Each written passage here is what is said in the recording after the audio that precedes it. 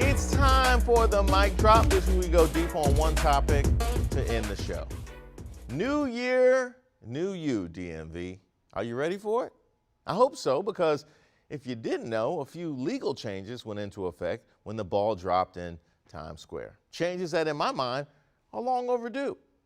First, as of yesterday, the minimum wage for hourly employees in D.C., Maryland, and Virginia was raised, or should I say, has risen.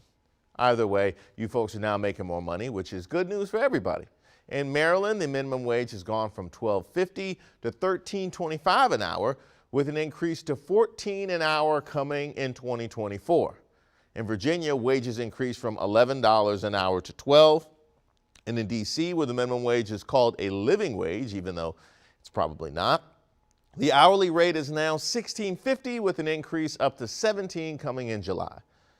Now, as I said, these increases are good news for my DMV people holding down one of these jobs. But in my opinion, and quite a few of those that have studied the subject, it's not enough. In most cases, not even close.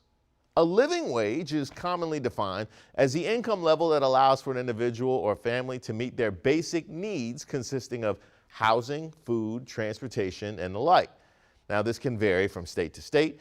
So knowing this, MIT, the Massachusetts Institute of Technology, developed a living wage calculator that estimates a state-by-state cost of living based on these expenses. So why don't we take a look at what their calculator tells us about the DMV? In Virginia, for instance, a living wage for an adult with no children starts at $19.40 an hour. That's a whole $7.40 more than the now $12 an hour. In Maryland, MIT has a wage at $19.74 an hour for that same adult, a difference of $6.49 from the current $13.25. And in D.C., their living wage is $23.13, a difference of $6.63. And remember, that is without children or a significant other. And by the way, these are state wages. The federal minimum wage is still only $7.25 an hour. So why aren't businesses paying something even close to a true living wage? Well, depending on who you ask, you'll hear something along the lines of higher wages will lead to inflation, or companies will become less competitive, or the cost of products and services will go up. They'll tell you all of this while at the same time paying CEOs, executives, and stockholders billions of dollars annually.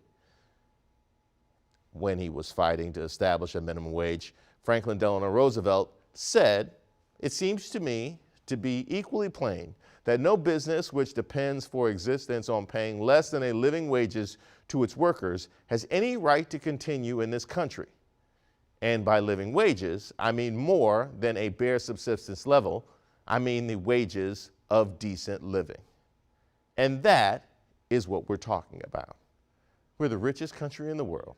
The wages of a decent living for the average citizen shouldn't be too much to ask. FDR told us this in the 30s. Just imagine what he would say to us now.